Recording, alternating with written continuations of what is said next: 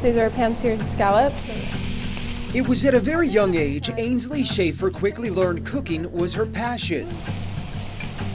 When she was just a few years old, she'd be side by side with her mother in the kitchen. I was maybe 5 or 6, just wanting to go into the kitchen and just watching her. And then it sprouted into the point of her letting me help out. Ainslie Ray Schafer. But now, the 17-year-old just graduated from Alamo Heights High School soon after taking part in the school's culinary program for years, all the while maintaining the best of grades. And I can just come here at the end of the day, relax, and just get all my stresses away and just cook the day away.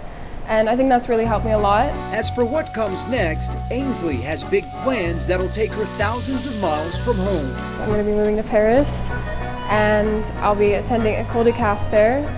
Right now it's one of the best schools in the world. I was super excited because she's always been into traveling and wanting to do something so different than her peers. After traveling to more than 20 countries, including Morocco, Sweden, and yes, Paris a couple of times over, Ainslie says she's ready to make the move to continue her culinary studies. I spent my summers there and spent like spring break, summer break, every break I could, just learning French and immersing myself in that culture. But I'm excited to go over there and visit her and have her show me around the food scenes that I wouldn't normally do as a tourist. So I'm excited to see that in the eyes of a local. Ainslie says food and cooking is one of the few things that can bring people together no matter where you are in the world.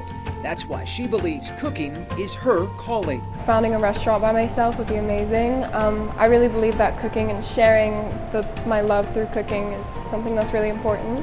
Bon appetit and bon voyage. Jonathan Martinez, News 4, San Antonio. It's a little bit of long reach. If you want to try some?